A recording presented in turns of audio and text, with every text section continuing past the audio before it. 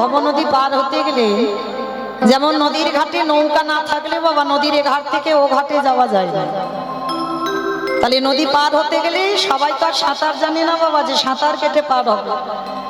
আর বড় বড় নদী পার হতে গেলে সাঁতার কাটা যাবে না বাবা, সাঁতার কেটে পার হতে হওয়া যাবে কি? তার জন্য কি করতে হবে? একটা নৌকা দরকার, নৌকাতে চড়তে হবে। আর নৌকাতে চড়ে আমরা নদীটা পার হতে পারবো। ঠিক তদ্রূপ এই জগৎ সংসারে বাবা আমাদেরকে গুরুচরণ আশ্রয় করতে হবে।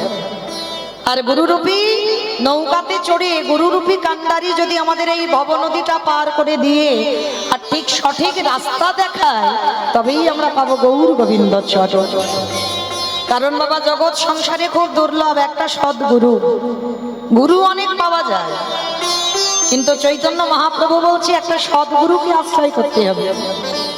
এই পৃথিবীটা এই জগৎটা বাবা সাজাতে পরিপূর্ণ, সবাই সেজে আছি আমরা, কিন্তু মহাপ্রভু বললেন সদ্গুরু আশ্রয় করো। গুরু যদি ধরতে হয়, এই কলিকালে আছে বাবা শ্রী শ্রী রামকৃষ্ণ পরমহংসদেবের মতো গুরুদেব। এই কলিযুগের কথা বলছি, গুরুদেব ছিলেন। গুরুদেব হলে হবে না বাবা, এমন গুরু হতে হবে যে শিষ্যের সমস্ত ব্যাধি, শিষ্যের অপরাধ আমার গুরুদেব গ্রহণ করবে। এই জগৎ সংসারে বাবা একজন আমরা বলতে পারবো যে আমরা যে গুরু ধরেছি সে গুরুদেব আমার শরীরের ব্যাধিটা নিতে পারবে কি বাবা? মহাপ্রভু বলছে গুরু ধরতে হবে এইরকম গুরু, যিনি পঙ্গু গিরি লঙ্ঘন করতে পারবে, যদি খোড়াও হয়ে যায় সে আবার হাঁটবে, যদি বোবা হয়ে যায় গুরুর আশীর্বাদে বাবা সে কথা বলবে। এই শ্রী শ্রী রামকৃষ্ণ পরমহংসদেবের কথা কেন সর্বাগ্যে বললাম? গুরু ধরতে হবে বাবা এইরকম গুরু। এই শ্রী শ্রী রামকৃষ্ণদেবের গুরু ছিল একজন বাবা নরেন, আমরা সবাই জানি। বড় হতে নাম হলো বিবেকানন্দ। কিন্তু শুধু বিবেকানন্দ ছিল না, আরো একটা শিষ্য ছিল বাবা একেবারে মাতাল। বলো তো কে? গিরিশ। বেশ, গিরিশ ঘোষ একেবারে মাতাল। গুরুদেবকে কোনোদিন গুরু বলে স্বীকার করেনি বাবা। মানে গুরুদেবকে যদি গিরিশের স্ত্রী যদি খেতেও দিত, সামনে থেকে থালাটা কেড়ে নিত। এই আমি গুরু বলে মানি না, গুরুদেবের দেওয়া মন্ত্র জীবনে জপ করা তো দূরের কথা, কোনোদিন বিশ্বাসও করতো না। কিন্তু শ্রী শ্রী রামকৃষ্ণ পরমহংসদেব এমন একজন গুরু ছিল, একদিনের জন্য বাবা শিষ্যকে চরণ ছাড়া করে। কত গালিগালাজ দিত, কত কত কটু ভাষা বলতো, কিন্তু এমন গুরুদেব ছিলেন একটা দিনের জন্য গিরিশকে কটু কথা বলেন। সেই গিরিশের শেষ সময় বাবা একটা মারণ ব্যাধি হয়েছিল। কি গো ব্যাধিটা? ক্যান্সার। হরিব, মৃত্যু শয্যায় পড়েছিল গিরিশ, অসহ্য যন্ত্রণা। ক্যান্সারটা গিরিশের গলায় হয়েছিল, অসহ্য যন্ত্রণা, এত যন্ত্রণা সহ্য করতে পারছে না গিরিশ শেষ জীবনে, শেষ অবস্থায় বিছানা শয্যা হয়ে মনে মনে চিন্তা করলো নিশ্চয়ই তোমার কুকর্মের ফল। কি বাবা, কর্ম খারাপ না করলে আমার জীবনে কষ্ট আসবে কেন? তা গিরিশ বিছানা শয্যা হয়ে মৃত্যু শয্যায়। দেখবেন বাবা রক্ত যখন গরম থাকে আমরা কেউ বুঝতে পারি না বাবা, কিন্তু যেদিন তুমি বিছানায় পড়বে সেদিন মনে মনে অনুতপ্ত হতে হবে, নিশ্চয়ই আমি জীবনে এমন কুকর্ম করেছি যে কর্মটা আমি আমার ভগবান ছাড়া আর কেউ জানে। বিছানা শয্যা হলো গিরিশ, অসহ্য যন্ত্রণা, এত জ্বালা যন্ত্রণা হচ্ছে সহ্য করতে পারছে না গিরিশ। আর বিছানায় শুয়ে মনে মনে ভাবতে, জীবনে গুরুদেবের দেওয়া মন্ত্র আমি জপ করিনি, জীবনে গুরুদেবকে গুরুদেব বলে আমি স্বীকার করিনি, আমি আমার গুরুদেবকে ভাবতাম না গুরুদেব, ভাবতাম সাধারণ একটা মানুষ। যাক, আর তো মনে হয় আমার সময় বেশিক্ষণ নেই। এত অসহ্য যন্ত্রণায় ছটফট করছে গিরিশ, অন্তত যাবার সময় একবার আমি আমার গুরুদেবকে ডেকে দেখি। সারা জীবনে যে ডাকলো না। কি গো মায়েরা, এখনকার সমাজে একটা গুরুদেবকে যদি গালিগালাজ করা হয়, খেতে দিয়ে যদি মুখের সামনে থেকে থালা টেনে নিয়ে ফেলে দেওয়া হয়, সে গুরুদেব আর জীবনে শিষ্যের বাড়ি আসবে? শিষ্যের মুখ দেখবে? দেখবে না। তো গিরিশ ঘোষ মৃত্যুর সময় মনে মনে ভাবলো একবার আমি ডেকে দেখি, একবার গুরুদেবের দেওয়া মন্ত্র একবার জপ করে দেখি। বিছানায় পড়ে গিরিশ একবার শুধু ডাক দিয়েছিল, গুরুদেব।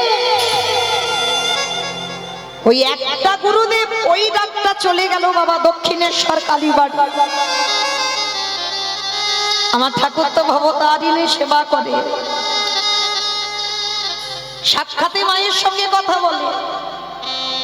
আমরা বলি না বাবা অশুদ্ধ শরীরে ভগবান খায় না, বলি তো মা অশুদ্ধ শরীরে ভগবান খায় না। আমি যে থালায় খেয়ে ভগবানকে দিই ভগবান খায় না। আমি যদি এই পোশাকটা পরে আমি বাহ্যক্রিয়া করি আসি তাহলে ভগবানকে খেতে দেওয়া যায় না। এগুলো যদি সত্যি হয় তাহলে শবরীমা তাহলে ভুল হবে বাবা। শবরীমা খেয়ে দিয়েছিল রামচন্দ্রকে। শ্রী শ্রী রামকৃষ্ণ পরমহংসদেব কেমন মা ভবতারিণীকে ভালোবাসতো দেখো। আমরা তো কত সূচি অসুচি বিচার করি, এই ভগবানকে ভালোবাসতে গেলে বাবা সূচি অসুচি নয়। তাকিয়ে দেখেন বাবা শ্রীখণ্ডের রঘুনন্দন নিজে খেয়ে আমার রঘুনন্দন গোপীনাথকে খেতে দিচ্ছে। মুকুন্দ সরকারের ছেলে, মানে ভুরি ভুরি প্রমাণ। গ্রন্থের দিকে তাকালে বাবা সমস্ত ভক্তের দিকে তাকালে লক্ষ্য করতে পারবে ভগবানকে কোনোদিন সূচি অসুচি নিয়ে বিচার করতে নেই। ভগবানকে ভালোবাসতে গেলে একেবারে নিঃসংকোচে ভালোবাসতে হবে। হৃদয়ে কোনো সংকোচ থাকবে না, তাহলে তো ভগবানের সঙ্গে প্রেম হবে না, ভগবানের সঙ্গে ভালোবাসা হবে। তো শ্রী শ্রী রামকৃষ্ণ দেবের মায়ের সঙ্গে এমন সম্পর্ক ছিল। এখানে অনেকেও আছি আমরা মায়ের ভক্ত, শুধু যে আমরা সবাই কৃষ্ণ সেবা করি তা নয়, অনেকে শক্তি আরাধনাও করি। তাই এই শ্রী শ্রী রামকৃষ্ণ দেব দক্ষিণেশ্বর কালীবাড়ি যে ওই যে গঙ্গার পাড়ে বাহ্যক্রিয়া মানে পায়খানায় বসেছে। আর পায়খানা করে উঠে বাবা হঠাৎ দেখে না ওই গঙ্গায় একটা কচি শশা ভেসে যাচ্ছে, একেবারে ছোট্ট একটা কচি শশা। শশাটা দেখে ঠাকুরের লোভ জন্মালো, নিজে খাওয়ার জন্য নয়, মনে মনে ভাবলো যদি শশাটা নিয়ে আমার মাকে খেতে দিতাম। কচি শশা তো ঠাকুর ওই পায়খানা করা অবস্থাতে একেবারে জলে ঝাঁপ দিয়ে পড়েছে। মনেই নেই বাবা তিনি বাহ্যক্রিয়া করেছিল, খেয়ালেই নেই তার। ওই গঙ্গায় ঝাঁপ দিয়ে আর ওই শশাটাকে কুড়িয়ে নিয়ে ছুটে গেছে মার কাছে। মা ভবতারিণীর কাছে শশাটা সেই পায়খানা করা অবস্থায় কিন্তু আছে। তার তো মনেই নেই বাবা যে আমি পায়খানায় বসেছিলাম। কেমন ভালোবাসা দেখো ভগবানের সঙ্গে, মায়ের সঙ্গে কেমন প্রেম ছিল ঠাকুরের। শশাটা নিয়ে মায়ের সামনে ধরেছে, খানা মা। গঙ্গায় ভেসে যাচ্ছিল, মনে মনে ভাবলাম তুই খেতে ভালোবাসবি কচি শশা, তো ওই জন্য তোর জন্য কুড়িয়ে এনেছি, খানা মা একটা কামড়। ও এবার আমি বুঝেছি এতক্ষণ তুই খাচ্ছিস নে কেন, আমি খাইনি ওই জন্য তুই খাচ্ছিস। ঠাকুর নিজে একটা কামড় দিয়েছে আর নিজে খেয়ে নি মায়ের সামনে ধরে বলছে এবার তো খা। এই হচ্ছে ভালোবাসা। আর যেগুলো বাবা আমরা জগতে ভালোবাসা দেখাই এগুলো ভগবানের সঙ্গে ভালোবাসা নয়। কারণ এগুলো তো আমার কথা নয়, এগুলো আমি বলছি বলে মানতে হবে তা তো নয়, এগুলো প্রমাণ। শবরীমা খেয়ে ফল রেখে দিল, সেইটা রামচন্দ্রকে দিল। আর রামচন্দ্রের ভাই বলে উঠলো যে তোর থুতু লালা লেগে আছে, আমার দাদা খাবি? যে দাদা রাজভোগ সেবা করে, কত ফলমূল মিষ্টি মিষ্টান্ন পায়, ফলটা কেড়ে নিয়ে ফেলে দিয়েছিল লক্ষণ।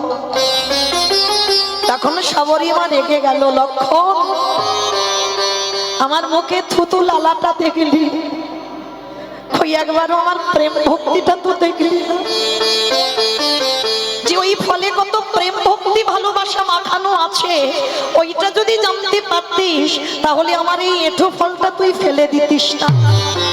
তা ফেলে যখন দিলি আমিও প্রতিজ্ঞা করলাম যে ফল যেখানে ফেললি ওই ফল থেকে একটা গাছের জন্ম হবে।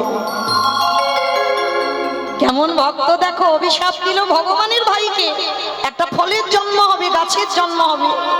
যেদিন তুই মৃত্যুর সঙ্গে লড়াই করবি, আমার এই এঁঠো ফল থেকে যে গাছের জন্ম হবে সেই গাছের পাতার রস না হলে তুই জীবনে বাঁচবি না। হয়ে গেল বাবা শবরীর এঁঠো ফল থেকে বিশল্য করলি পাতা।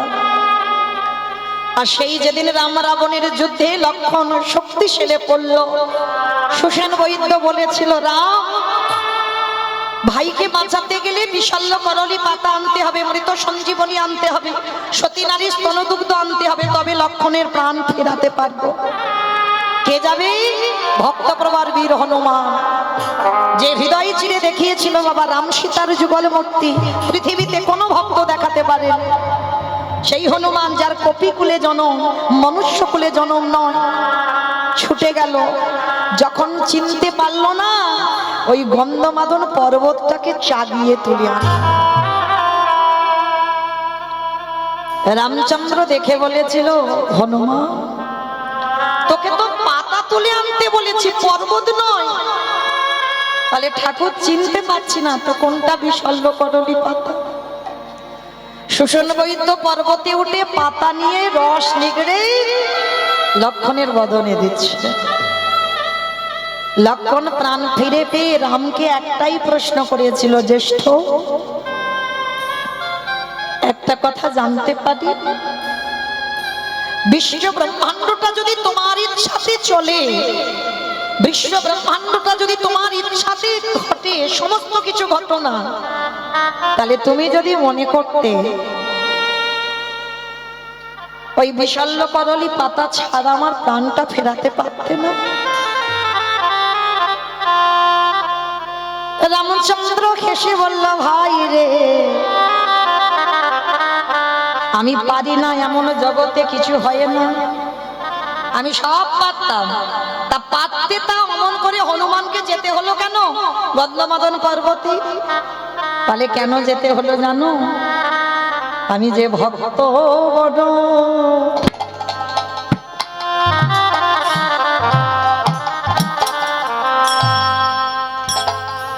বড় ভালোবাসি,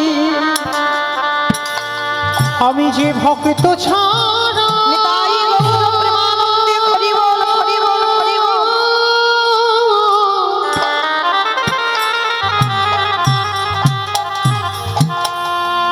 আমি যে ভক্ত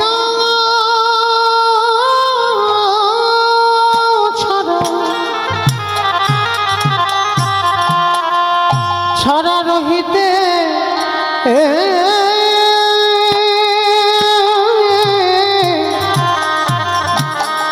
রহিতে নারী, হরি বল হরি বল। আমি যে ভক্ত বড়,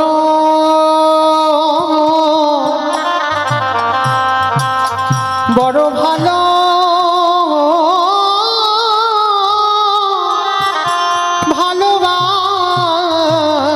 ভালোবাসি, ওরে ভাই লক্ষণ রে, আমি যদি হনুমানের দ্বারা বিশাল্য করলি পাতা না আনতাম, তাহলে জগৎকে দেখাতে পারতাম না। সেই যে সবরী মা আমার বদনে যে ফল দিতে দিল, সেই ফল লক্ষণে ফেলে দিল। তাই ভক্ত হয়ে ভগবানের ভাইকে অভিশাপ দিল।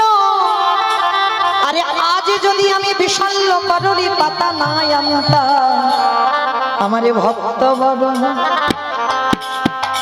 মিথ্যাবাদী হতো। নিতাই গৌর ভক্ত বড়,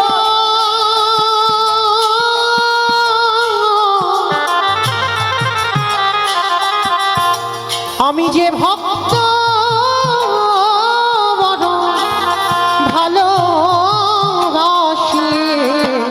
আমার যে ভক্ত যে বড় মিথ্যাবাদী হতো।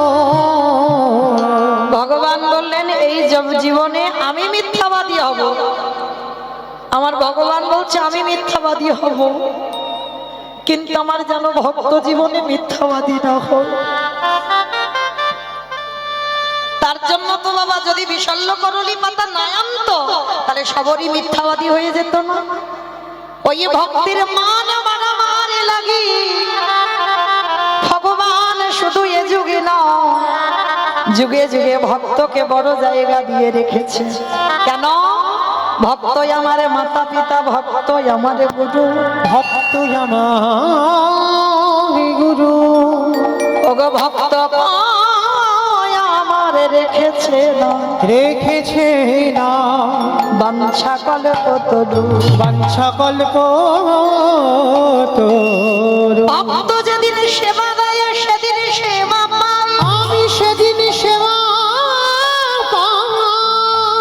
ভক্ত না দিলে সেবা আমি উপবাসে না, আমি উপবাসে যাই। তাহলে বাবা ঠাকুর শাস্ত্র বিধান দিয়ে নিল। তাই তো সেই শ্রী শ্রী রামকৃষ্ণ পরমহংস দেব নিজের হাতে মাকে শশাটা খাইয়ে দিল।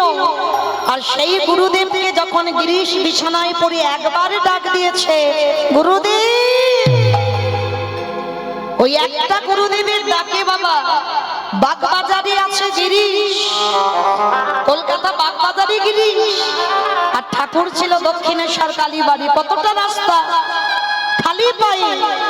যেই না গুরুদেব বলে রেখেছে, যে শিষ্য কত অপমান করেছে, যে শিষ্য কত কটু ভাষা বলেছে, তবু গিরিশ যখনই একবার ডাক দিয়েছে, পাগলের মতো খালি পায়ে ঠাকুর চলে যাচ্ছে বাগবাজার। আর বাগবাজারে গিয়ে যেই না গিরিশের দরজায় দাঁড়িয়েছে, দেখে না গিরিশ তখন বিছানায় পড়ে। দরজায় দাঁড়িয়ে শুধু গিরিশের দিকে তাকিয়ে ঠাকুর একবার বলেন, এই শালা। ঠাকুর তো সবসময় হেসে কথা বলতো গো। ভক্ত যে হয় তাদের অভিমান থাকে না বাবা। হাজার অসম্মান করলেও, হাজার কটু ভাষা বললেও, যতই অপমান করো না কেন মাথাটা নিচু করে দেয়।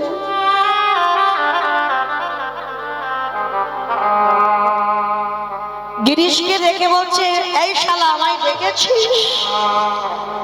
ঠাকুর শালা শালা বলতো। যারা ঠাকুরের বই পড়বে দেখো, ঠাকুর সবাইকে শালা বলতো। কোন শালা? যেন ভেবে বসো না মৌমিতা এগুলো বলছে, আমার কথা নয়, আমি শোনাচ্ছি, মনে করিয়ে দিচ্ছি। সা মানে মুক্তি, লা মানে নৌকা। যে মুক্তির নৌকাতে ঠাকুর পারাপার হবে। গিরিশের দরজায় গিয়ে বলেছিল, এই শালা আমায় দেখেছিস? গিরিশ তো বিছানায় শয়নে আছে, মাথাটা তুলে দেখে না দরজায় গুরুদেব এসে দাঁড়িয়ে। হাত জড়ো করে বলল, গুরুদেব তুমি শুনতে পেয়েছো? আমি এখানে বসে ডাকলাম, আস্তে করে তোমার কানে চলে গেল। ওরে, এই জন্য তোকে বলি, যেদিন আমার কাছে বসে দীক্ষা গ্রহণ করলি, তোর দেহটা ছিদ্র হয়ে গেছে। তুই যত কুকর্ম করবি, সুকর্ম করবি, আমার শরীরে আসে।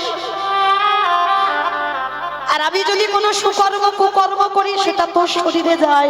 গুরু শিষ্যের সম্পর্ক এমন বাবা, আদান প্রদান হয়, ছিদ্র হয়ে যায়। গিরিশ বলে উঠল, গুরুদেব সারা জীবনে আমি কত অপমান করেছি,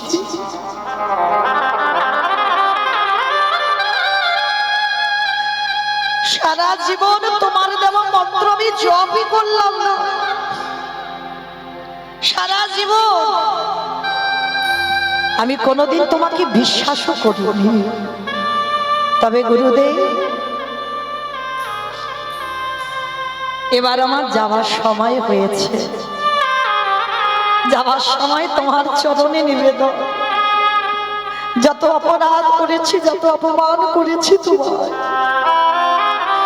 তুমি নিজ সন্তান মনে করি আমায় ক্ষমা করে দিও। আর ক্ষমা করে দিয়ে আমাকে হাসতে হাসতে বিদায় দাও। ঠাকুর হাসতে হাসতে বলে বলেন, দুঃশালা কোথায় যাবি রে তুই? শোন, তুই হলি নাট্যাচার্য গিরিশ, তোকে সমাজে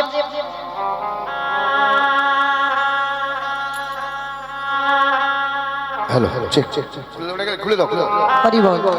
তোকে সমাজে প্রয়োজন, কিন্তু এখন আমার প্রয়োজন নেই। আমার প্রয়োজন ফুরিয়েছে, কিন্তু তোকে বাঁচতে হবে। কেন জানি? তোর নাটক যখন সমাজে বাজবে, তোর নাটক যখন সমাজের মানুষ করবে, অভিনয় করে তাতে সমাজ শিক্ষা পাবে। এটাও সমাজ শিক্ষা, তাই তোকে বাঁচতে হবে। দে তোর ওই ব্যাধিটা তুই একবার আমায় দে তো দেখি। পারবেন? একটা গুরু দেখাকে। শিষ্য মৃত্যু সজ্জায় কাঁপছে, গিরিশের ঘরে গিয়ে ঠাকুর বলছে দে তোর ওই ব্যাধিটা আমায় দে। কি বাবা ঠাকুর দেওয়া যায়? যদি প্রকৃত সদ্গুরু পাও, ব্যাধি আদান প্রদান হয়।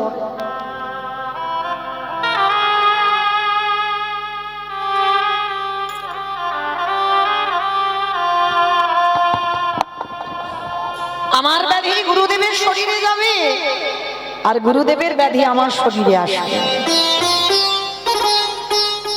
তা যেই না ঠাকুর বলছে তা গিরি শেষে উঠেছে, গুরুদেব আমার ব্যাধি নেওয়া যায়, এরকম করে বলে। কে বলেছে নেওয়া যায় না? দাঁড়া দেখাচ্ছি তোরে।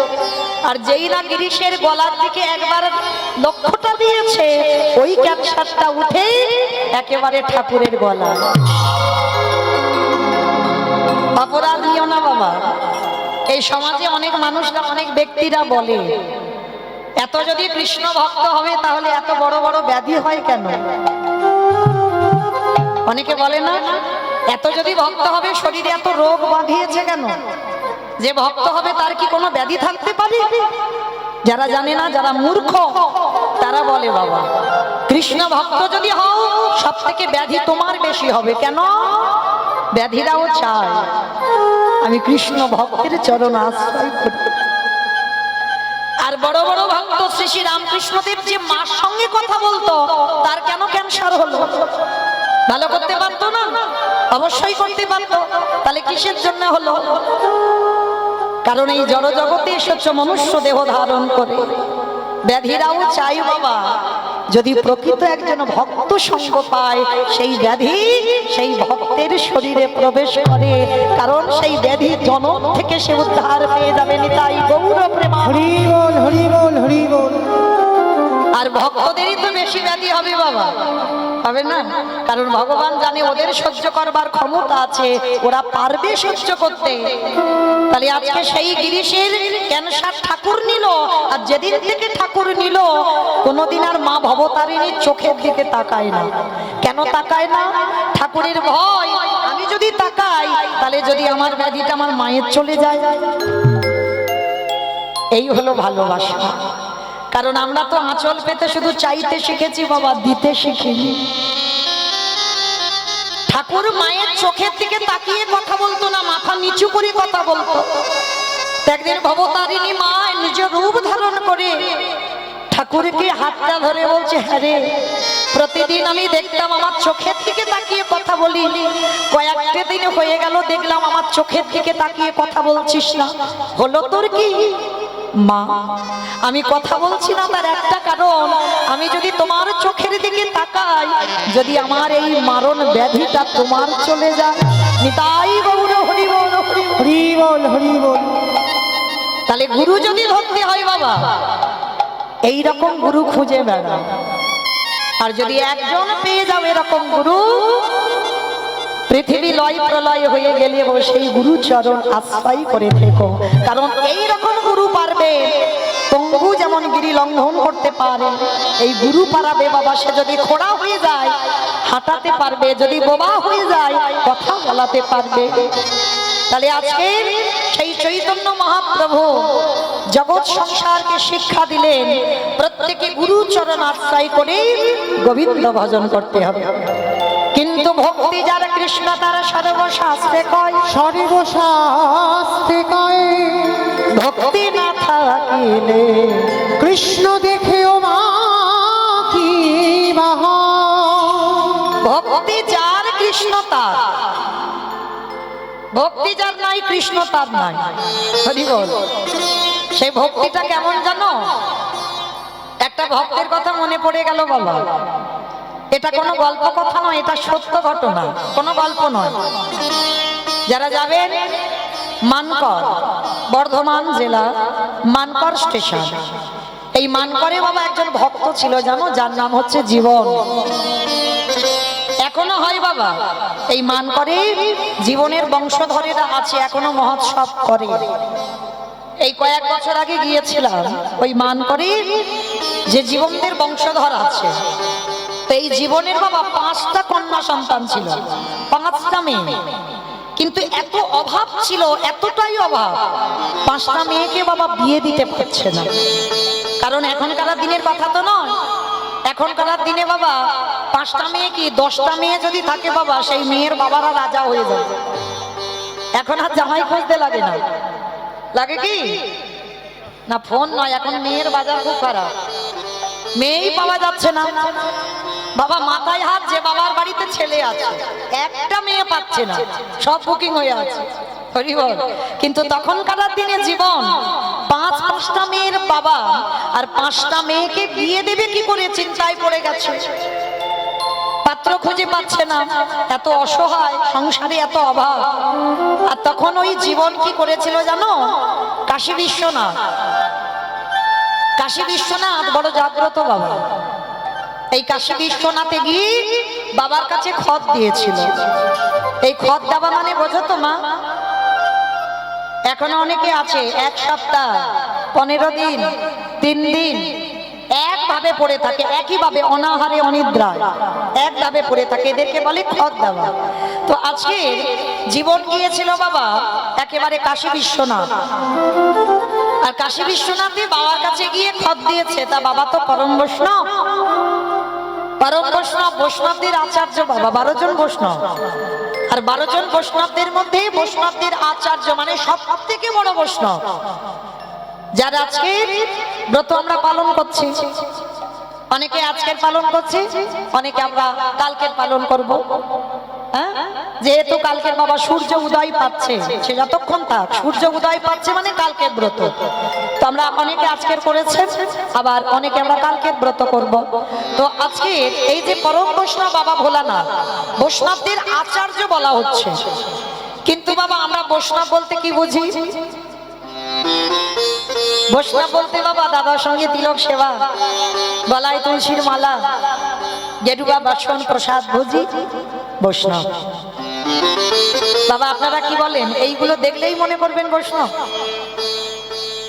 এগুলো আভরণ, তুমি একটু সেজেছো, কিন্তু বাবা আভরণ পরেনি, বাবা ভিতরটা বৈষ্ণব, বাবার ভিতর বৈষ্ণব। দেখেছেন বাবার কোনোদিন গয়নাকাটি পড়তে? যত যত দেবদেবী আছেন বাবা দেখেন, প্রত্যেকটা দেবদেবী সিংহাসনে বসছে। আর শুধু সিংহাসনে নয়, কত রাজ অলংকার পড়ছে, মাথায় বড় বড় মুকুট পরে আছে। কিন্তু বাবাকে দেখেছেন? সিংহাসন তো দূরের কথা, বাবা চলে গেছে একেবারে কেদারনাথ, বদ্রীনাথ। হরি বল। সেইখানে একেবারে পাহাড়ের মাথায়। তালি বাবা যারা আমরা বৈষ্ণব পদ অবলম্বন করছি, কি বুঝবো? ভক্তি পথে আগাতে গেলে বাবা, ভজন করতে গেলে তোমার নিরজন জায়গা লাগবে, লোকালয়ে ভজন হবে না। যশ খ্যাতি মান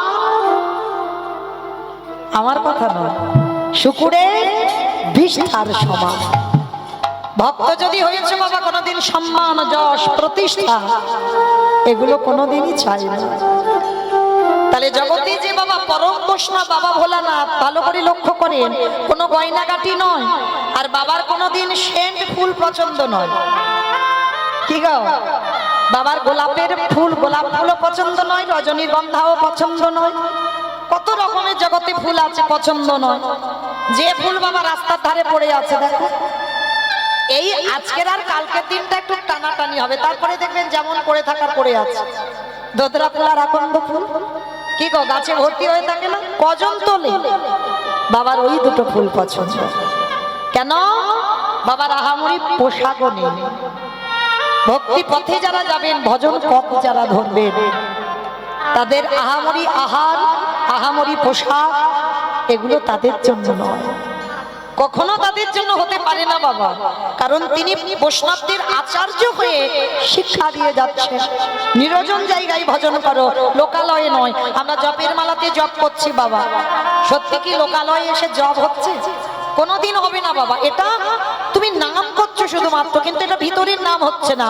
নাম যদি করতে হয় ওই 16 মালাই করো, নিরজনে বসে ঘরের জানালা দরজা বন্ধ করে হৃদয়ে কৃষ্ণ প্রেমে জাগরিত করে একবার যদি হা গৌর প্রাণ কৃষ্ণ বলে কাঁদতে পারো, নিতাই গৌর। হরি বল হরি বল হরি বল।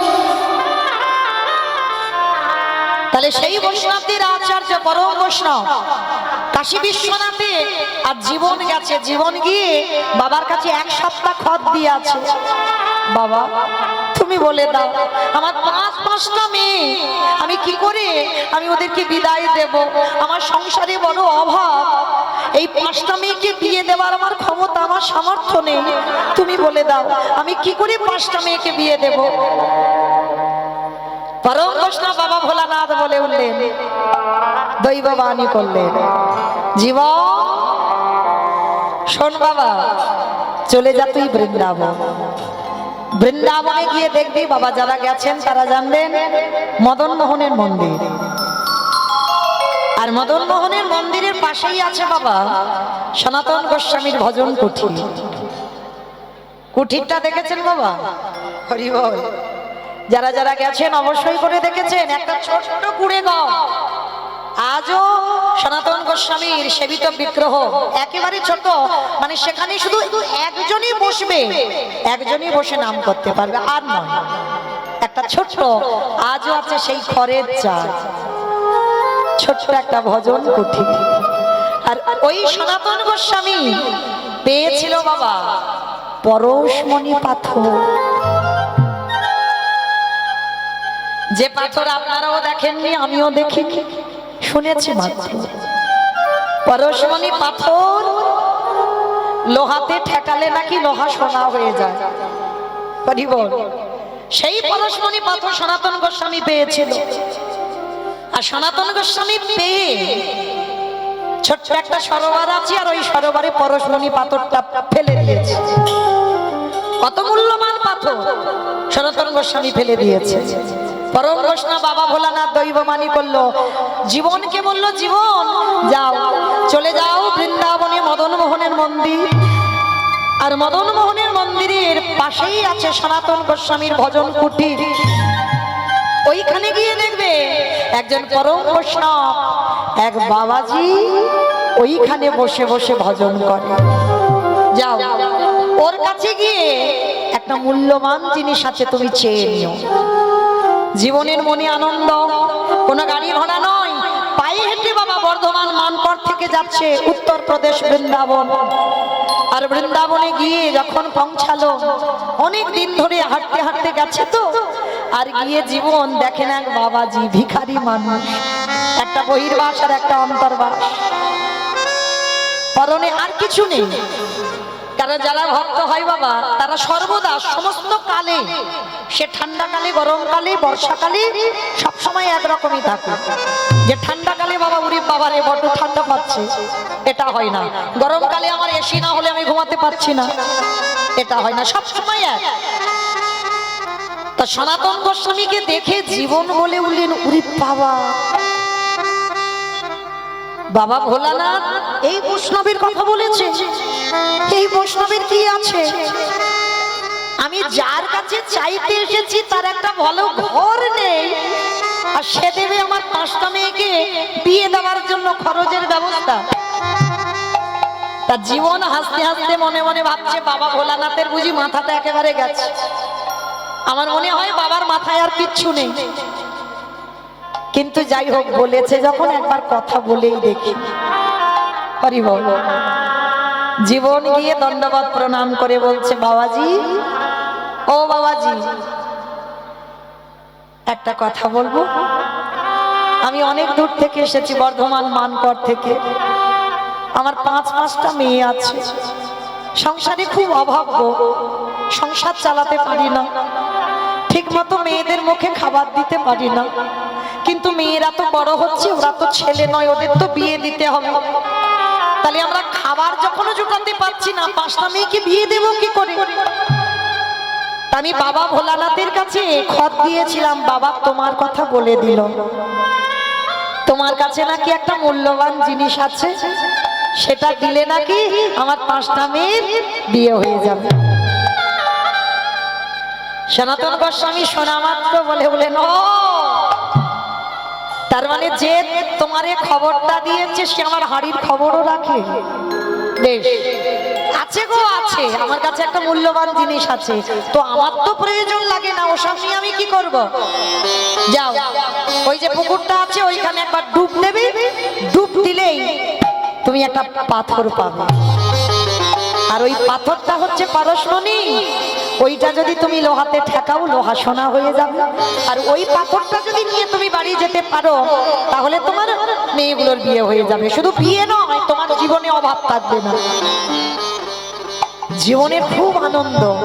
পরশমণি পাথর, আর আনন্দে বাবা একেবারে নাচতে নাচতে ওই জলে ঝাঁপ দিয়ে পড়েছে। আর যেই না জলে ঝাঁপ দিয়ে পড়লো, একটা ডুবে পরশমণি পাথরটা হাতে পেয়ে গেল।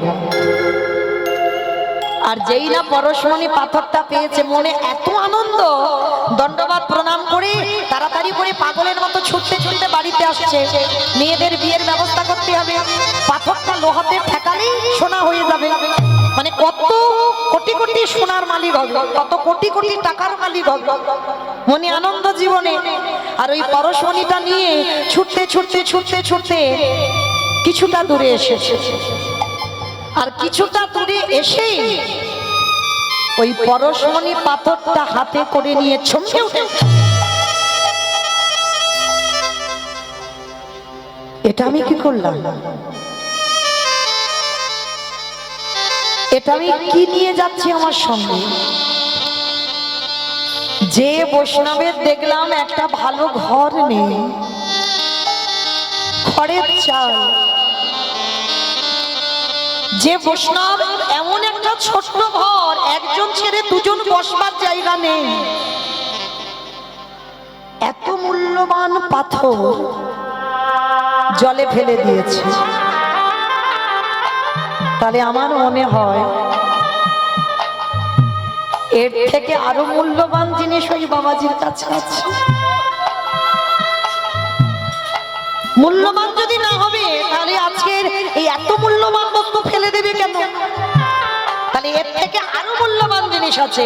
আমি তো এই মূল্যবান চাই না, এর থেকে যে মূল্যবান জিনিস আমি সেইটাই নিতে চাই। জীবনে ধীরে ধীরে ওই সনাতন প্রভুর কাছে গিয়ে দাঁড়াইছে। সনাতন প্রভু নামের মালা নিয়ে জপ করছে, তো চোখটা খুলে দেখে না, আবার জীবন দাঁড়িয়ে আছে। কিরে বাবা, আবার ছুটে এলি কেন?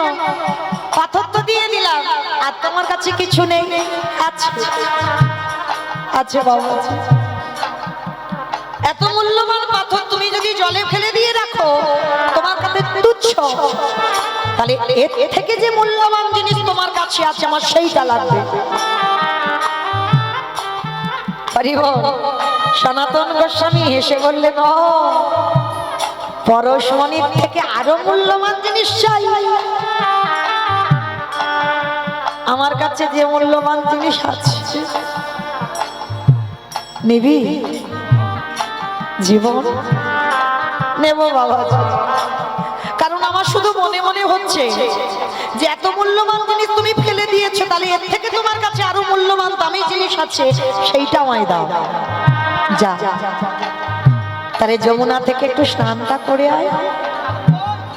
যেই না স্নান করে এসেছি, সনাতন প্রভুর সামনে বসাই আছে, মাথায় হাত দিয়ে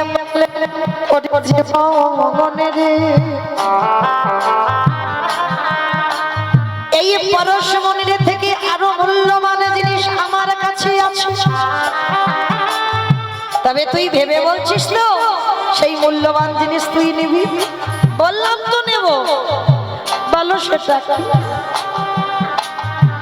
জীবনের করুণা মূলে গিয়ে বলে কৃষ্ণ কৃষ্ণ কৃষ্ণ কৃষ্ণ কৃষ্ণ কৃষ্ণ কৃষ্ণ হে কৃষ্ণ কৃষ্ণ কৃষ্ণ কৃষ্ণ কৃষ্ণ কৃষ্ণ কৃষ্ণ হে কৃষ্ণ কৃষ্ণ কৃষ্ণ কৃষ্ণ কৃষ্ণ কৃষ্ণ কৃষ্ণ হে কৃষ্ণ কৃষ্ণ কৃষ্ণ কৃষ্ণ কৃষ্ণ কৃষ্ণ কৃষ্ণ হে ওই কৃষ্ণ নামটা জীবনের কানে দিয়েছে, আর জীবনের কানে যেই না কৃষ্ণ নামটা গেল না, সঙ্গে সঙ্গে ভুলে গেল তার 5টা মেয়ের কথা। কারণ বাবা প্রকৃত ভক্ত পরশ করেছে, তো এত পরশমণির থেকে আরো মূল্যবান কি বাবা? পরশমণির থেকে মূল্যবান যদি আমার ভগবান হয়, সেই ভগবান যদি ভক্তকে পরশ করে রাখে, তাহলে ভক্ত আরো মূল্যবান হয়ে যাবে না? আর সেই ভক্ত যদি আবার একটা পরশ করে, ভুলে গেল 5টা মেয়ের কথা, ভুলে গেল জীবন সংসারের কথা, ভুলে গেল জড় জগতের সব মায়া মোহের কথা। ওই কৃষ্ণ নামটা শ্রবণ করার সঙ্গে সঙ্গে জীবন আছাড় খেয়ে সনাতন প্রভুর চরণে পড়ল, চিৎকার করে বলে উঠল, গুরুদেব কৃষ্ণ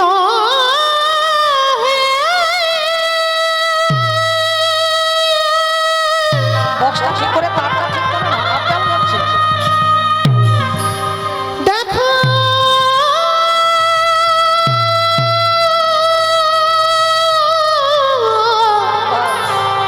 দেখা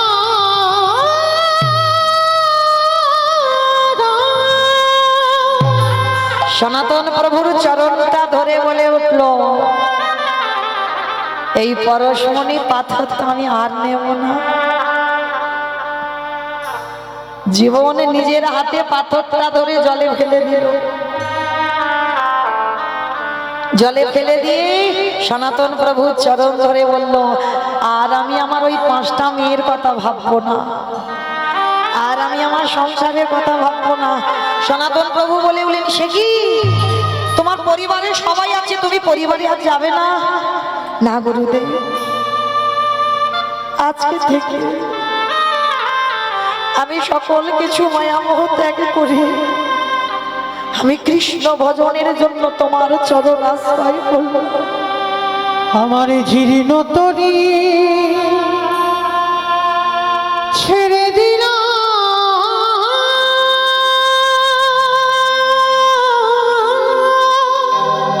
হরি বল হরি বল।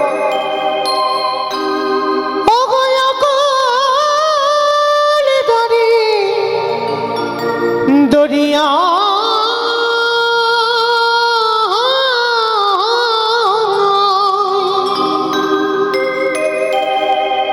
আমার দয়াল গুরু গো,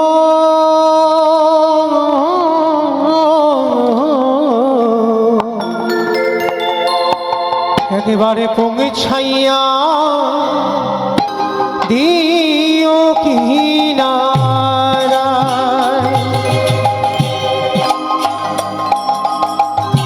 আমার জীর্ণ তরি হরি বল হরি বল। ছেড়ে দিলাম,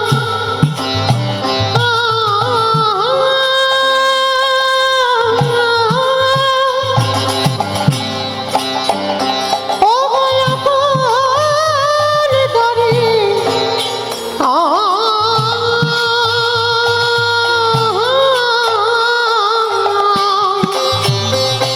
এবার তোমার চরণে আশ্রয় দাও। আমার দয়াল গুরু গো,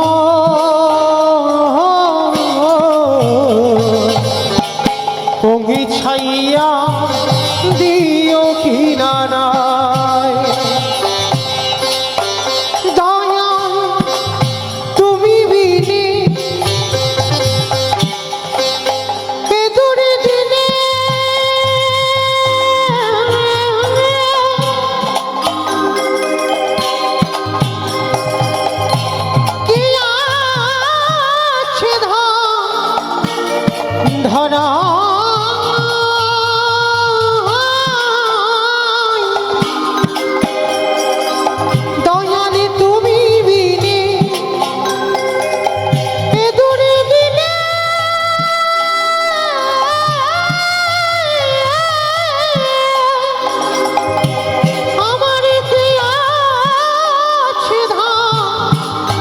ধরা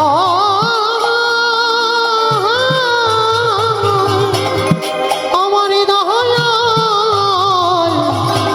গুরু গো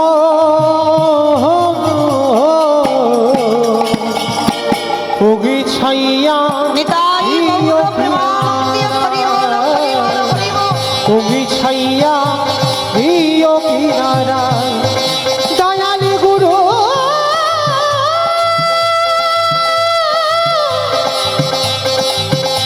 ও গুরু গো দয়াল গুরু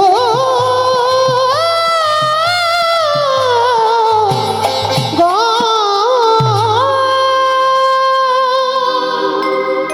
সেই জীবন সারা জীবনের মতো বাবা সংসার ত্যাগ করে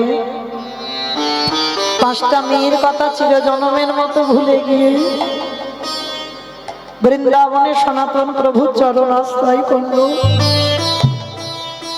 আর জীবনের অন্তিম সময় আমার রাধা গোবিন্দের নৃত্য লীলা দর্শন করতে করতে দেহ ত্যাগ করল। নিতাই গৌর প্রেমানন্দে হরি বল। হরি বল হরি বল হরি বল আমরাও কি পারি না বাবা? এই বিষয়ে বাসনায় সবাই পড়ে রইল। ছেলে আমার, মেয়ে আমার, জায়গায় আমার, জমি আমার, বিষয় আমার, সব আমার আমার করে ভুলে গেলাম আমরা গৌর গোবিন্দ ছোট। এখনো সময় রইল বাবা, সময় থাকতে থাকতে আমার গৌর গোবিন্দের চরণ ভুজে যাও। সময় গড়িয়ে গেলে আর এই ধরাই কৃষ্ণ ভজন হবে না কোনদিন হবে না।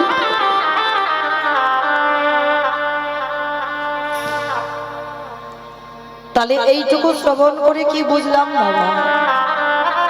পরশমণি পাথরের থেকেও মূল্যবান আমার গোবিন্দ চরণ। শিশুকালে কৃষ্ণ ভজে কৃষ্ণ পাবার আসে, কৃষ্ণ পাবার আসে যৌবনেতে কৃষ্ণ ভজে আসে বানায় আসে, আসে বানায় আসে বৃদ্ধকালে কৃষ্ণ ভজে জমের জমের তরাসে। যে জনে নয়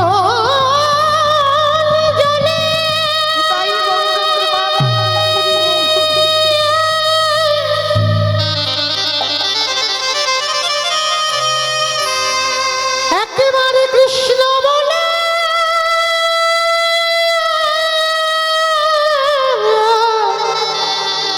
কবিতে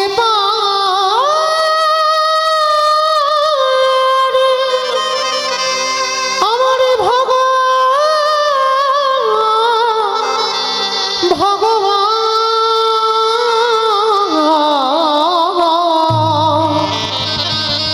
সেই ভক্তের দাবি সারা জীবনে বাধা করে যা যাদের আগলে বসে আছো কেউ তোমার নয়, যত আপন মনে করো না কেন কেউ তোমার আপন নয়। শেষের দিনে মনে রেখো বাবা, আপনে আপন করেছ যাহারে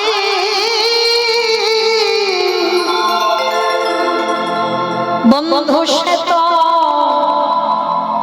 আপন নয়।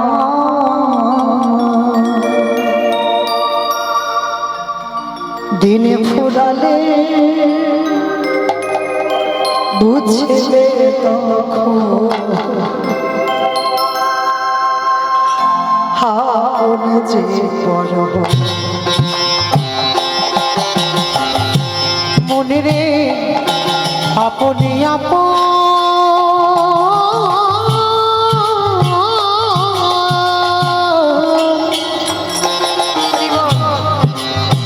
আপনি আপন করেছ জানি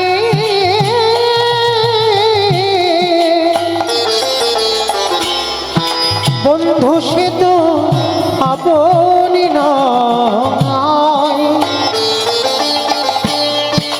দিনে ফুরালে বুঝবে তখন আপনি যে পরে হয় ভাই বলো বন্ধু বলো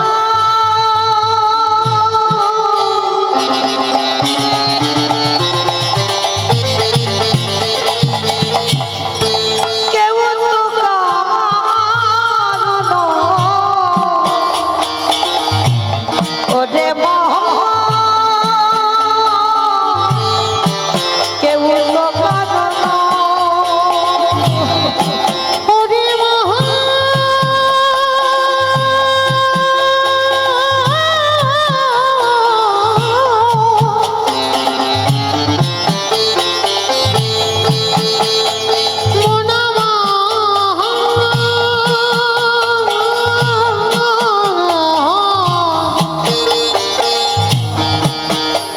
পাগলে মোহন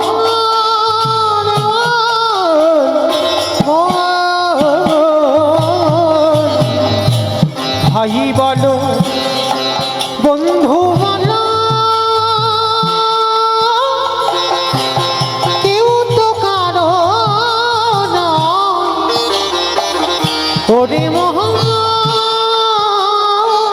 কেউ তো কারো নয় মনে রেখো বাবা, যতদিন তুমি সংসারে দিতে পারবে ততদিন এই সংসার তোমার ভালোবাসবে।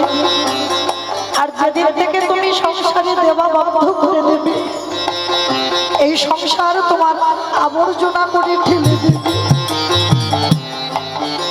তাই যতই আমার আমার করো না কেন কেউ তোমার নয়। তাই মহাজনেরা বলছেন সময় থাকতে কৃষ্ণ চরণ দুটো একবার বুকে জড়িয়ে ধরনি। তাই গৌর হরি বল হরি বল হরি ওই দু চার দিনের দেখা শোনা দু চারি দিনে দেখা শোনা পথের পরিচয় কেউ তো কারো নয় ওরে মহান কেউ তো কারো নয় মোনা মহান নিতাই গৌর প্রেমানন্দে হরি বল হরি বল হরি বল। ওরে মোনা মহান ওরে মহান আজকের তাহলে বাবা সময় থাকতে গোবিন্দ চরণ ভজতে হবে, তাহলে আর সংসারে লাঠি ঝাঁটা খেতে হবে না। তাই তো সেই চৈতন্য মহাপ্রভু জগৎ জীবকে নিজে আচরণ করে শিক্ষা দিয়ে দিলেন, ওরে কলির জীব সময় থাকতে থাকতে গৌর গোবিন্দ ভজন করে নে। আর ভজন যদি করতে পারিস সংসারে এই জ্বালা যন্ত্রণাতে আর থাকতে হবে না। কেহ বলে পুরাণেতে রাবণ বধিলা, কেহ বলে পুরাণেতে রাবণ বধিলা কেহ বলে পুরাণেতে রাবণ বধিলা, কেহ বলে পুরাণেতে রাবণ বধিলা গোলকের বৈভবে লীলা প্রকাশ করিলা, গোলকের বৈভব লীলা প্রকাশ করিলা গোলকের বৈভব লীলা প্রকাশ করিলা। গোলকের বৈভব লীলা প্রকাশ করিলা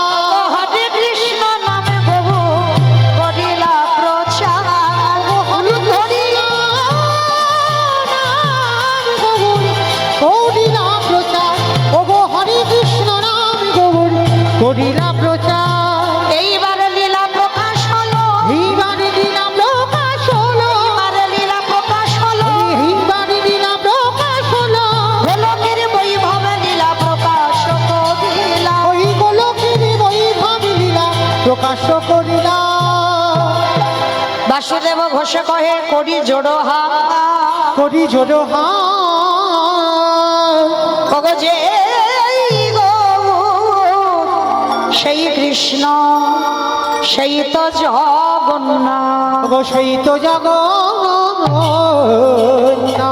আহা বাসুদেব হো সে হে এইবারে লীলা প্রকাশ হলো বাসুদেব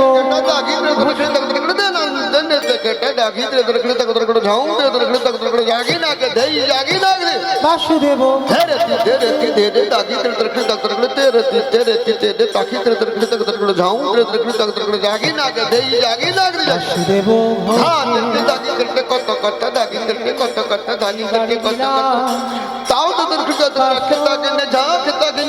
দেব হোসে কহে এইবার লীলা প্রকাশ হলো বাসুদেব ঘোষে কহে এইবার লীলা প্রকাশ হলো বাসুদেব ঘোষে কহে এইবার লীলা প্রকাশ হলো বাসুদেব ঘোষে কহে নিতাই গৌর প্রেমানন্দে হরি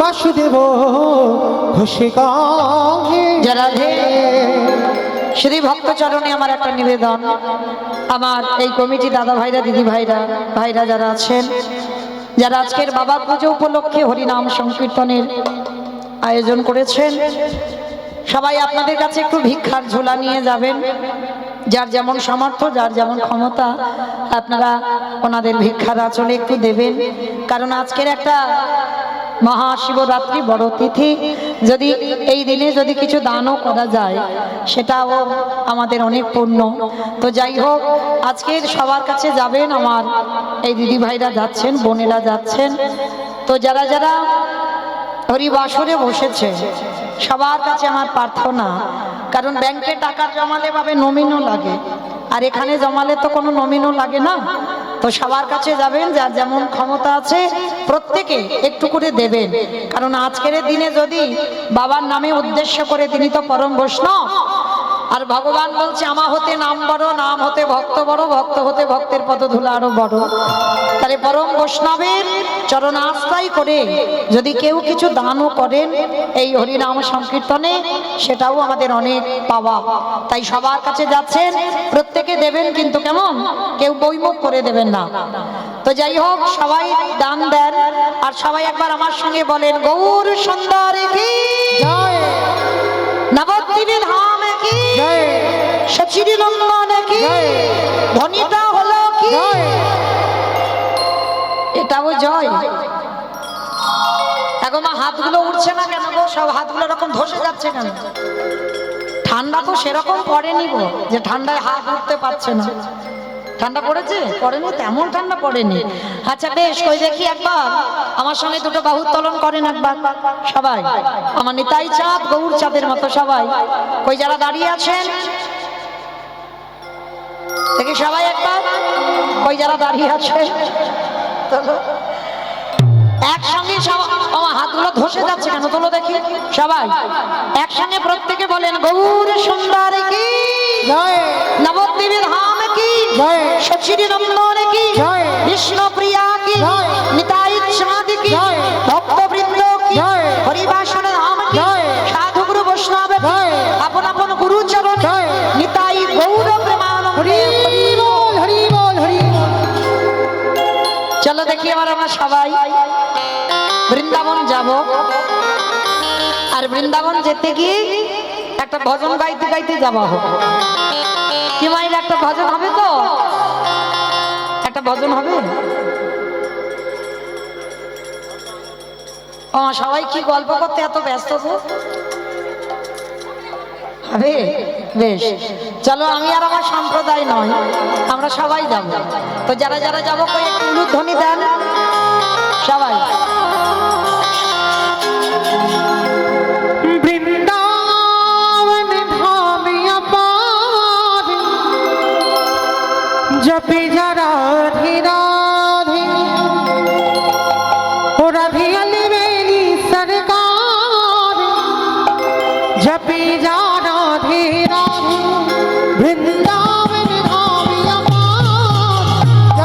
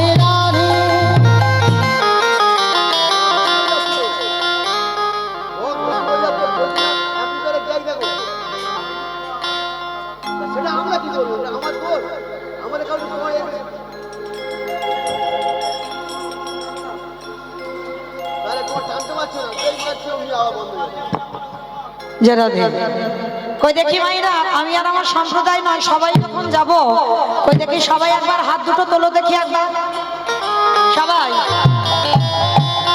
সবাই দেখি একবার প্রেম সে একসঙ্গে করে করতালি দেবেন, কেমন সবাই?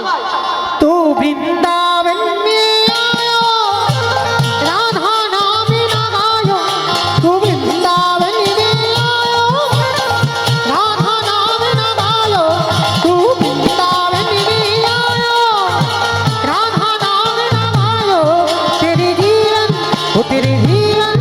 तेरे जीवन की धीरान जपे जा राधे राधे राधे अलवेली सरकार जपे जा राधे राधे जय जय राधे राधे राधे राधे राधे राधे राधे राधे राधे राधे राधे राधे আমা বলছো, মনে মনে বলছো, একটু জোরে জোরে বলতে হবে তো। কই দেখি আমার সঙ্গে আমার আমার সম্প্রদায় গাইবেন, আবার আমি গাইবো, আপনারা গাইবেন, কেমন? জোরে জোরে বলবে, গলাটা ছেড়ে। জয় জয় রাধে রাধে राधे राधे রাধে রাধে রাধে রাধে। দূর হচ্ছে না, এত ভক্তের এইটুকু আওয়াজ হচ্ছে কেন? এ তো রাস্তার উপরে উঠছে না। ওমা সব উপোস করে আছো? দেখ, উপোস যারা করে আছে প্যান্ডেলের ভিতরে, হরি বল। ওই দেখি সবাই একসঙ্গে দেখি বলো আমার মতো করে, জোরে জোরে বলবে, কেমন? রাধে রাধে राधे राधे वृंदावन में गोवर्धन में निधोवन में ताले वन में कमल वन में राधे राधे ऊंचा गांव में राधे राधे बरसाना में राधे राधे राधा कुंड में राधे राधे श्याम कुंड में राधे राधे हरिद्वार में राधे राधे जब से बोलो राधे राधे फिर से बोलो राधे राधे बाके बिहारी वृंदावन धामी अपार जपे जा राधे राधे राधे अलवेली सरकार जपे जा राधे राधे राधे अलवेली सरकार जपे जा राधे राधे जपे जा राधे राधे ओ जपे जा राधे राधे जपे जा राधे राधे प्रेम से बोलो राधा रानी की जय আমার জয়টা হলো, আমি বলবো না, তোমরা বলো জয়টা হলো কি? হয়নি তো? আচ্ছা ঠিক আছে, এবার গলাটা ছেড়ে দাও। আচ্ছা তোমাদের এই প্রসাদপুর এলাকায় শাশুড়ি বৌমাতে ঝগড়া টগড়া হয় না? হয়? হলে যে গলাটা বার হয়, একবার সেই গলাটা বের করো তো দেখি একবার, সবাই হাত দুটো তুলে বলো রাধা রানী কি জয় ঝগড়া হয়, তার মানে তাই না? হরি বল। সারাদিন ধরে যারা কৃষ্ণ নাম করেছো, জানা হয়েছে, কারণ কৃষ্ণ নাম ভজন করলে বাবা চিত্রগুপ্ত বিচিত্রগুপ্তকে দেখে খাতা বের করতে হবে, কি করেছে দেখি ধরায়, তারপরে ওর বিচার। কিন্তু যদি সারাদিনের মধ্যে রাধে, এই রাধে বলে একবার উচ্চারণ করো, মানে কোটি কোটি জন্মের পাপ সব ক্ষয়।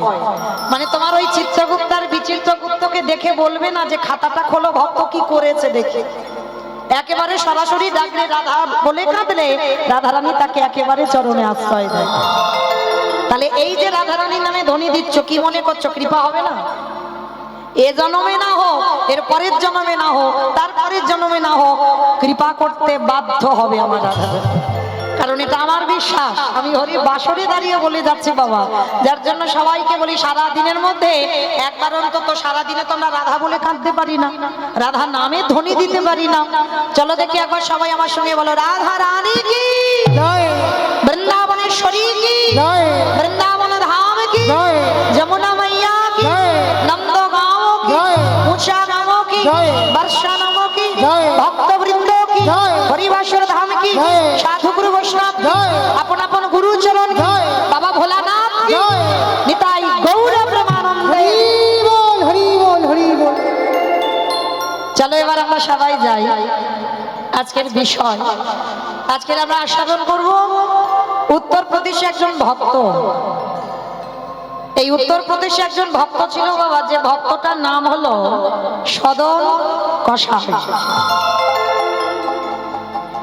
এই যে ভক্তটার নাম হচ্ছে সদন কসাই, আচ্ছা আগে বলো তো বাবা, কসাই কাদের বলে? যারা নাকি টোটো চালায় তাদের বলে কসাই। অবস্থা দেখেছো, মানে খিচুড়ি স্কুলেও যাই। ভালো দেখি কাদের কসাই বলে? হ্যাঁ বেশ, যারা ওই মাংসের দোকানে মাংস কাটে, তাই না, তাদেরকে কসাই বলে।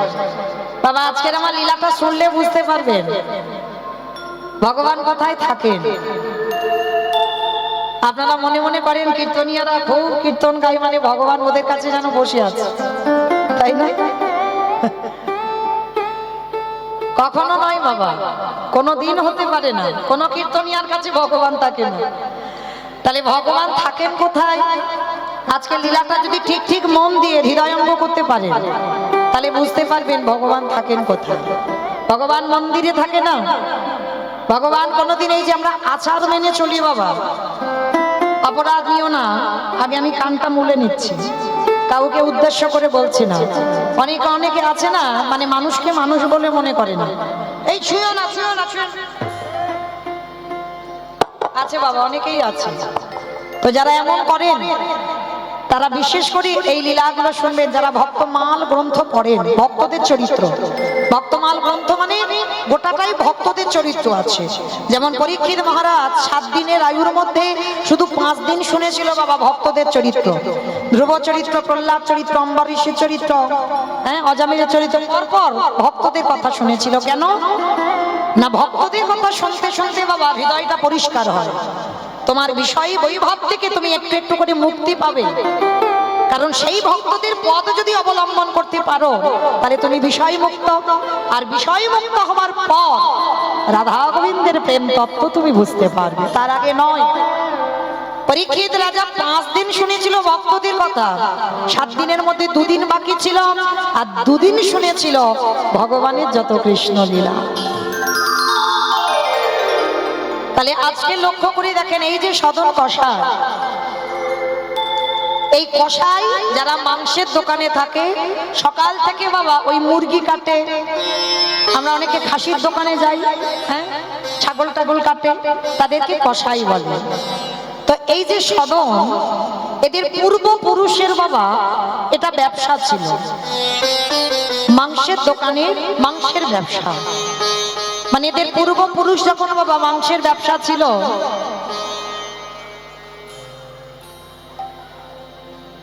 কি দেখছো গো ওইদিকে, কি হচ্ছে ওদিকে? ভোলে বাবা, বাবা নেমে এসেছে। যাই হোক, তোমরা ধন্য। যাই হোক, বাবাকে সাক্ষাতে দেখতে পাচ্ছ। আমার ধ্যানটা এইদিকে দেন, বাবা আসবে না, এই কলিযুগ, খবরদার। বাবা যদি এক্ষুনি নামে না, সেলফি তুলে সঙ্গে সঙ্গে ছুটে আসবে সব, ওই ভয়ে আসবে না। রাধে। চলো, এই সদনের পূর্বপুরুষের বাবা এদের ব্যবসা ছিল মাংসের ব্যবসা। আর সদন জন্মাবার থেকে, মানে ছোটবেলা থেকে বাবা হৃদয়ে কৃষ্ণ প্রেম নিয়ে জন্মেছে, হৃদয়ে কৃষ্ণ ভক্তি নিয়ে জন্মেছে, কিন্তু সর্বদাই মুখে কৃষ্ণ নাম ছিল। কিন্তু যেহেতু বাবা মাংসের দোকানের কাজ, মাংসের ব্যবসা, আর এই সমাজে বাবা যদি আমরা কেউ বৈষ্ণব থাকি, যদি কেউ সারাদিন ওই মাংসের দোকানে থাকে, সারাদিন রক্ত মাংস লেগে থাকে, দুর্গন্ধ, একদিনের জন্য ভাবতে পারবেন ভগবান ওই ভক্তের কাছে আছে? কেউ ভাবতে পারবো না। তো এই সদন প্রতিদিন সকালবেলা মাংসের দোকানে যেত, সকাল থেকে ওই মুরগি কাটতো আর মাংস বিক্রি করতো। হঠাৎ এই সদন একদিন রাস্তা দিয়ে যাচ্ছে, যেতে যেতে বাবা একটা নুড়ি পাথর কুড়িয়ে পেয়েছে। ভালো করে শুনবেন মা, বড় বোঝার মতো লীলা। ওই নুড়ি পাথরটা কুড়িয়ে পেয়েছে। তা পাথরটা কুড়িয়ে পেয়ে যেই না সদন দোকানে গেছে, এত সুন্দর পাথরটা, তা সদন মনে মনে ভাবলো এই পাথরটা আমি বাটকারা বানাবো, পাথরটা আমি বাটকারা বানাবো। কিন্তু এই পাথরের একটা আশ্চর্য বিষয় ছিল। কি বিষয় না, এই পাথরটা যদি কেউ 2 কিলো মাংস চাইতো, ওই পাল্লাতে পাথরটা দিলে 2 কিলো বাটখারা হয়ে যেত।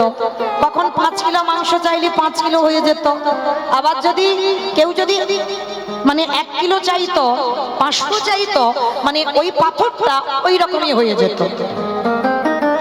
আজকে ওই নুড়ি পাথরটা সদনে তো অত বাবা এ নেই যে ভগবান পাবো, এই লালসা ছিল না, কিন্তু হৃদয়ে ভক্তিটা ছিল। সাধুগুরু বৈষ্ণবদের সম্মান করত, সর্বদা মুখে কৃষ্ণ নাম করত। মানে মাংসের দোকানে থাকতো তো কি হয়েছে, সদন একটাই গান গাইতো। কি গান জানো? ভুলি গৃহ সাজ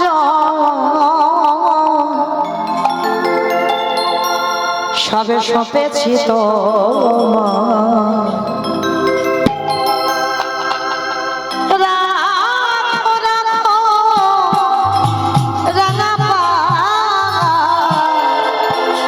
হে শ্যামরা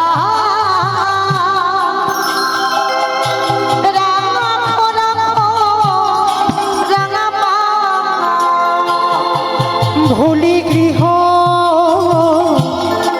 সাজন সবই সপেছি তোমায়, রাখো রাখো রাঙা পায় হে শ্যামরা।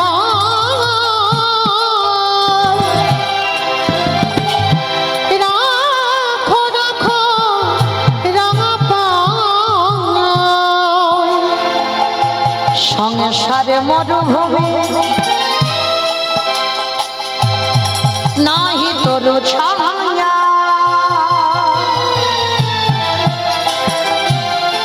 নাম নীল দশা আনবে ভবায়া। সংসারে মরুভূমি নাহি তরু ছায়া, নাম নীল দশা আনবে ভবায়া। আনন্দ নিপবনে নন্দ দুলালেশ, আনন্দ পবনে দ্বন্দ্ব দুলালেশ, ঘোষাব দিল হরি অষ্ট যমুনা। রাখো